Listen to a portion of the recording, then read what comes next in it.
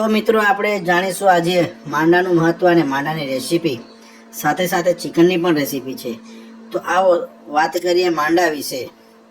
ચોખાના માંડા, ચોખાથી બનેલા બોલ્સની શોધખોળ ક્યારે થઈ? આ બાબતનું ચોક્કસ વર્ષ અથવા તારીખ તો ઇતિહાસમાં લખાયેલું નથી, પરંતુ આપણે તેનો ઉદ્ભવ અને વિકાસ સમજી શકીએ છીએ. જેમ કે પ્રાચીન સમયથી ચોખાનો ઉપયોગ. ચોખા, ભાત ભારતના પ્રાચીન અનાજોમાંનો એક છે. લગભગ ખ્રિસ્ત પૂર્વ 2500 થી 2000 સિંધુ ઘાટી સંસ્કૃતિના સમયથી ભારતમાં ચોખાની ખેતી થતી હતી. એટલે ચોખાથી વિવિધ વાનગીઓ જેમ કે ખીચડી, લાપસી, માંડા, તમે જોઈ શકો છો દ્રશ્યોમાં, ભાત વગેરે બનાવવાની પરંપરા બહુ જૂની છે. માંડા એટલે શું? ખૂબ સરસ મજાની વાત છે મિત્રો. માંડા એટલે શું? માંડા એટલે ચોખાના લોટથી બનેલા ગોળ બોલ્સ અથવા પકવાન. તમે લાઈવ દ્રશ્યમાં જોઈ શકો છો મિત્રો. આ પ્રકારના ખોરાક પૂર્વ ભારત, મધ્ય ભારત અને આદિવાસી વિસ્તારોમાં હજારો વર્ષોથી બનાવવામાં આવે છે. આદિવાસી સમાજોમાં માંડા ફસલ, ઉત્સવ અને ધાર્મિક વિધિ સાથે જોડાયેલ છે. આદિવાસી સંસ્કૃતિમાં ઉદ્ભવ. આદિવાસી સમુદાયોએ ચોખાના માંડા પોતાના સ્થાનિક ખોરાક અને કુદરતી સ્ત્રોતો પરથી બનાવ્યા, એટલે તેને ઉદ્ભવ લોક પરંપરામાંથી સ્વાભાવિક રીતે થયો, કોઈ એક વ્યક્તિ અથવા સમયથી નહીં. સારાંશમાં કહું તો ચોખાના માંડાની શોધખોળ ચોક્કસ સમય જાણતો તો નથી, પરંતુ તેનું મૂળ પ્રાચીન ભારતીય અને આદિવાસી સંસ્કૃતિઓમાં લગભગ હજારો વર્ષ પહેલા જ્યારે ચોખાની ખેતી શરૂ થઈ ત્યારેથી જ ગણાય છે.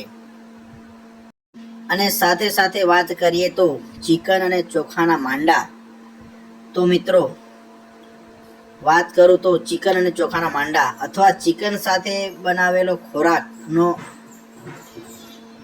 આદિવાસી સમાજોમાં માત્ર ખોરાક નથી, પરંતુ તેમાં ધાર્મિક, સામાજિક અને સાંસ્કૃતિક મહત્વ રહેલું છે.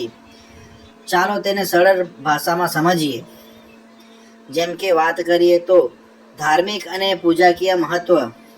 આદિવાસી સમાજોમાં દેવતાઓને પ્રસન્ન કરવા માટે ચિકન અને ચોખાના માંડા અર્પણ કરવામાં આવે છે. આ ભોજન બલિદાનનું પ્રતીક છે. ચિકન બલિ આપવાથી દુઃખ, દુર્ભાગ્ય અથવા દુષ્ટ આત્મા દૂર થાય એવી માન્યતા છે. ચોખો શુદ્ધતા અને સમૃદ્ધિનું પ્રતીક છે, એટલે ચોખા સાથે ચિકન અર્પણ કરવું શુભ માનવામાં આવે છે.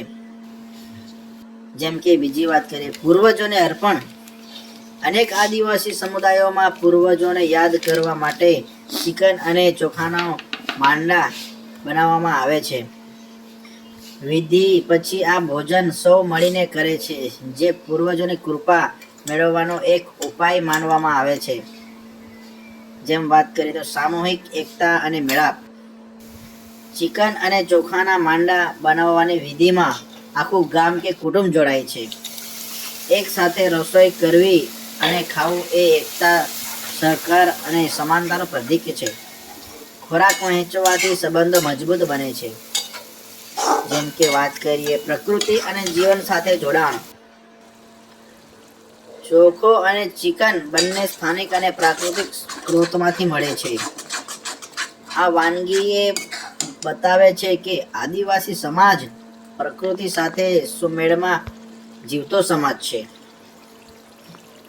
જેમ વાત કરીએ સુપ્રસંગો અને ઉત્સવમાં ઉપયોગ. ચિકન અને ચોખાના માંડા ઘરમાં નવખાણી, સરહુલ, રીસુમ જેવા ઉત્સવમાં ખાસ બનાવવામાં આવે છે. અને આ સમયમાં તો હવે લોકો તહેવારોમાં પણ ચોખાના માંડા વગેરે એવું બનાવતા હોય છે. તેને શુભારંભ, ફસલની ઉજવણી અને દેવતાની કૃપા મેળવવાનો પ્રતીક માનવામાં આવે છે. સારાંશમાં કહું તો ચિકન અને ચોખાના માંડા આદિવાસી સમાજ માટે ધાર્મિક અર્પણ, સમૃદ્ધિનું પ્રતીક અને સામૂહિક એકતાનો પ્રતિકારક ખોરાક છે. તો મિત્રો, આ વિડીયો ગમ્યો હોય અને આજે મેં તમને જાણકારી આપી છે એ ગમી હોય તો વિડીયોને લાઈક શેર જરૂરથી કરજો. અને જે આ ખોરાકને પસંદ કરતા હોય એ વિડીયોને વધુમાં વધુ શેર કરજો. અને મારી ચેનલમાં નવા હોય તો મારી આઈડીને સબસ્ક્રાઈબ જરૂરથી કરજો. આ મારો ફર્સ્ટ વિડીયો છે, તો તમે જોઈ શકો છો માંડાના ફોટા. તો આવનારા વિડીયોમાં હું અવનવી વાનગીઓ બતાવીશ મિત્રો. જોહાર.